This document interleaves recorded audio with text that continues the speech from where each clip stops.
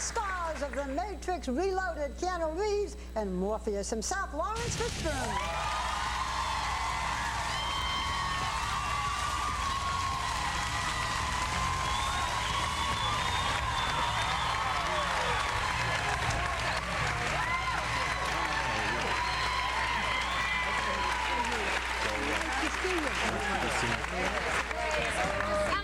Hello, my love. How are you? I'm good. You know, I'm gonna wait to get my kiss. That's when a kiss is not cheating. Yeah, I know your wife here, okay? Okay, but it wasn't exactly on the lips, but okay. That's when it's not cheating. A kiss is just a kiss if it's on the... There you go. Not a thing. It's a greeting, not cheating. I'll remember that. Remember that. That sounded very Morpheus-like. It's a greeting, not cheating. Listen, everything you read about this film, I mean, it was practically agony for all of you. The kinds of things you had to learn, the kinds of things you had to do. You spent 270 days filming over the course of 2 years. You did most of your own stunts. Tell me how terrible it was and why you did it. It was absolutely fantastic and some of the best days of my life. Yeah. Was it really? Yeah. With all that hard work? Well, I don't know, I love it. I love the project. I love working with some beautiful people and artists, and I have a beautiful role. And you know, and when it's something that takes that kind of that asks of you, and if you can, and when you love something, to give to it and to go through that experience of creating it, it's just a gift. You know? But a lot of people got hurt.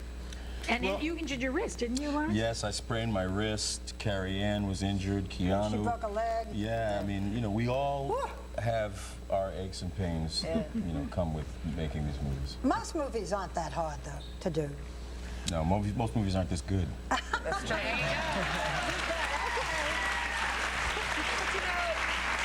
Keanu, when you did Speed, now that was a great movie, a blockbuster, but you decided in that case not to do the sequel. So why this time did you say, I want to do the sequel? I guess trust. Yeah. Trust in the directors, Larry and Andrew Wachowski, as directors and as writers. I just felt very confident that they would come up with something that would be remarkable, and you know, and there was a story left to tell, you know, in the piece. Left over from the first one. Yeah, there was more story there inherently to tell. You know, so I'm going to be a part of that. Even with all the action, I'm a big Matrix fan, so I like the backstory of everything that goes on. And I have to tell you, there's so many religious overtones to the story. I look at Morpheus almost like John the Baptist, who is bringing along the one who is almost Messiah-like. Absolutely. And I have to imagine, is that that has to be purposeful in the writing, that it does have that. Am I right? The Wachowski brothers are not just fans of Hong Kong action movies.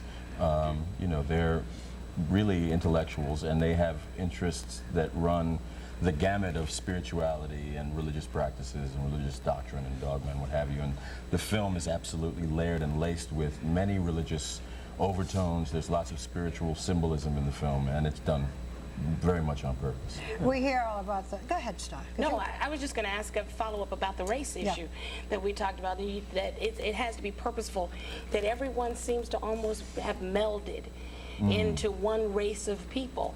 Was that also? The human race. There is one race of people, isn't that right? Yeah. Yeah. We all, I mean, the movie looks like the world we live in now, today. The world is not white or black or yellow or brown or red. The world is technicolor. The world is full of people that look different, and we are mixed up together, and we are the human family, and that's what it looks like to me. And Zion has a place, a sense of kind of community about it, that maybe is a thing that actually kind of feels different. You know what I mean? It's not that it's all interraced or intermixed, because that's already happening. It's almost the way that they are in their place. There are no neighborhoods in Zion. Yeah, everybody lives together. Everybody adores this film, in great part because of the action and the things you do and the things you had to physically put yourself through, which we talked about. Did it also change you emotionally?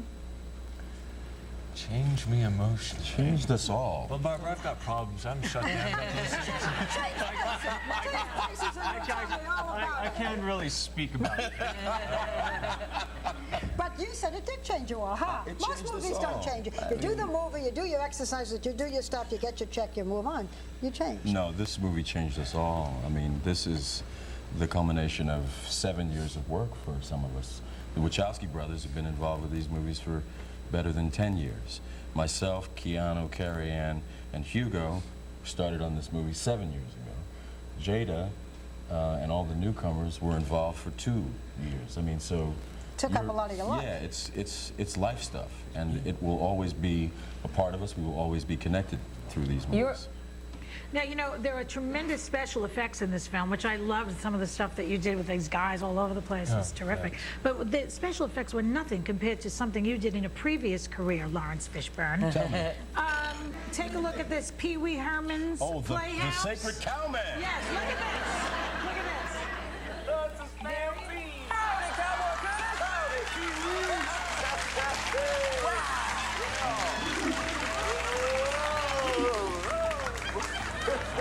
Where's the dinosaur?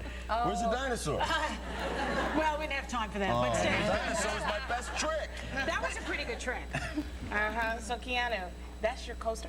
That's Yes, the one who's ma'am. leading you to the promised land. Morpheus. Wouldn't have it Scary. any other way. What was the toughest thing you had to do in this film? Toughest thing that I had to do in the film? Probably the tea house fight. It wasn't the toughest, but it was the trickiest because it's a fight with a character named Seraph that takes place on a small table, and that was kind of fighting on a table, small skinny table with. I had to do a one-handed Show us cartwheel. right here. The table's a little too big, otherwise you could do it for us. Right? Yes, indeed. Yeah, and probably the fight with the Smiths that went on for almost a month and a half, Those and that was twins are demanding. hilarious. Oh yeah, those cats. Yeah, the are- twins are fun. What are they called? What's their name? They are Neil, twins. Neil, No. Neil and Adrian Raymond. Yeah, those are Blonde the. Rastafarian heads. My God. We've just given you a glimpse of what you're in store for. I mean, it's just staggering what this film brings out in people. But we don't want you to go anywhere because Keanu and Lawrence are staying with us, and we'll be joined by their co-stars, Carrie Ann Moss and Jada Pinkett Smith. We'll be right back.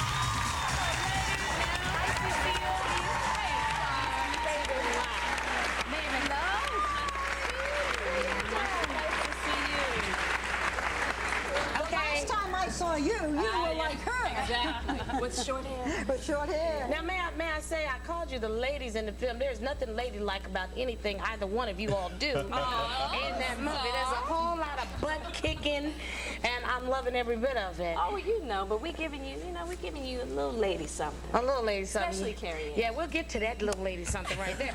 But wait, Jada, you play Niobe. Yes. Niobe is a captain of one of the ships. Yes. In Zion, and so she is a thorough woman, just like Morpheus is a captain. So we have a little non-discrimination going on there.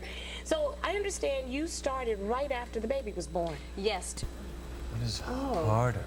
You know, it's the fighting. Yeah. Now, what did you say? You now hear the difference between a man and a woman. Yeah.